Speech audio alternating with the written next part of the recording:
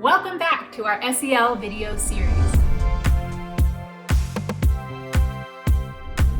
If you're a parent and your student has been in virtual learning for a while, you might be worried about the lack of in-person social interaction they've been having without their peers around. Or maybe you're a teacher and you've noticed that some of your students are having more trouble than usual regulating their emotions, which isn't surprising considering that there's an ongoing pandemic, there's changing family dynamics, there's virtual learning, there's a lot going on. So, as a trusted adult in the child's life, whether you're a teacher, a parent, a family member, a close family friend, what can you do to support? Let's dig in. If this video is helpful for you, make sure you click below and give us a like, and subscribe so you can make sure to get all of our upcoming SEL videos. Here at Education Elements, we work with school districts across the country, like Syracuse in New York, to support teachers with using and implementing social-emotional learning strategies in their classrooms. This is a special video because it's meant for teachers as well as families to support students' social-emotional needs at home and in the classroom.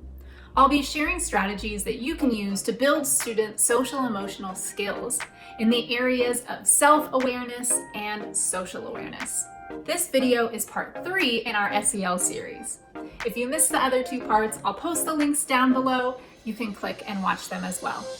Let's start with self-awareness.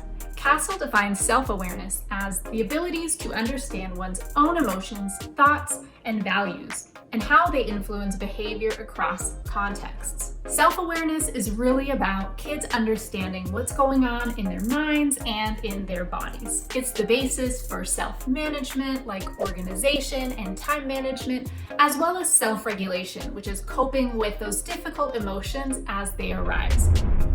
So, how can you support kids with self-awareness? By helping them practice. The first strategy is to teach, model, and reinforce for students the idea that having emotions is natural and having emotions is okay. If you are a Mr. Rogers fan like I was as a kid, he does this all the time. Watch the upcoming clip and see how he expresses that emotions are okay. You know, everyone has lots of ways of feeling. And all those ways of feeling are fine. It's what we do with our feelings that matter in this life. I trust that you're growing in ways that will help you with whatever feelings you may have when you're a child and when you're a grown-up. I hope you're able to grow to respect whoever you are inside. So, emphasizing and teaching and modeling that having emotions, even a wide range of emotions, are okay. It's the behaviors that sometimes occur as a result of those emotions, like hitting if a student is mad or throwing something if they're sad. Those are the behaviors that we don't want to happen, but not the emotion itself.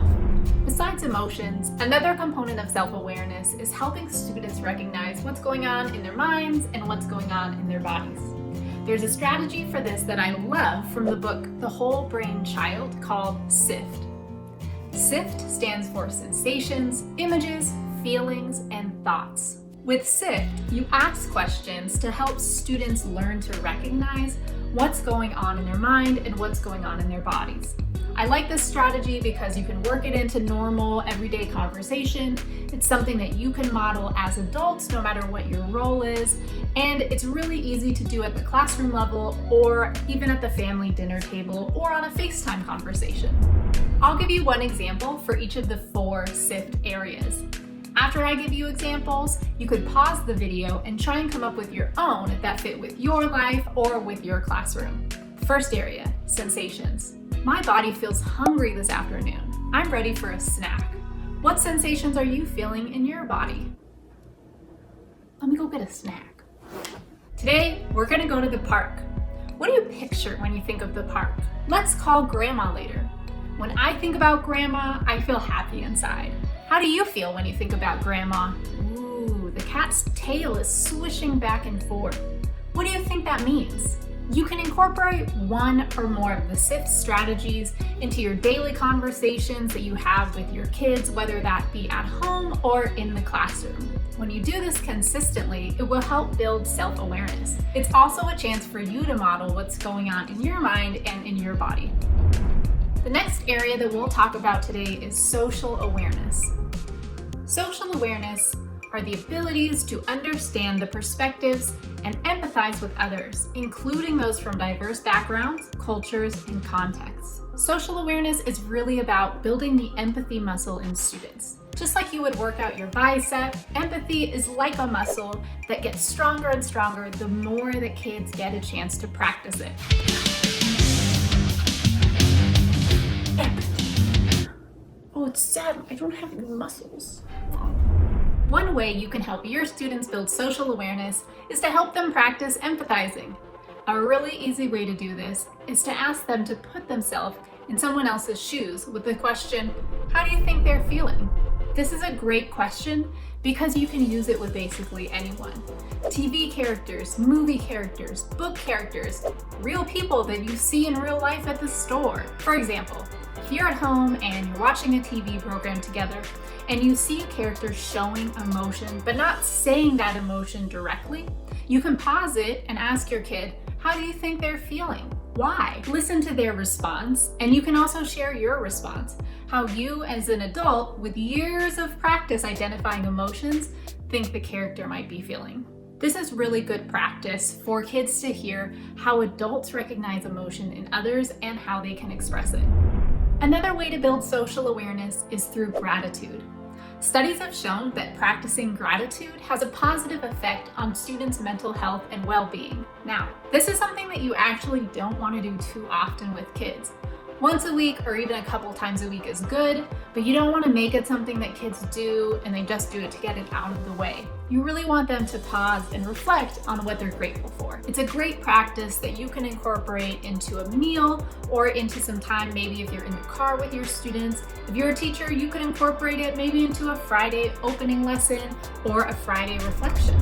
If you have older students, they can be more private in their thinking. They might want a chance to pause and reflect on their thinking before they share it out. So one strategy you could do with your older students is to have them write down a gratitude reflection, or if they like to draw or sculpt with clay, you could even have them do that.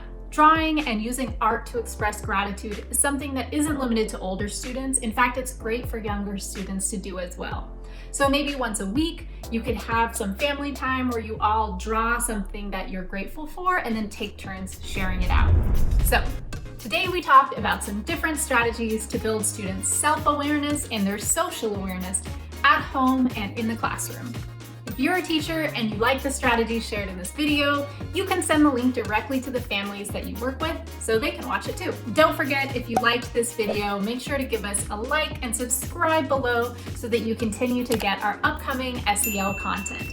I'm also going to have a blog that's released in February on SEL, so if you want to follow that, you can go to our website, www.educationelements.com. Thanks for watching, have a great day, and I look forward to seeing you next time.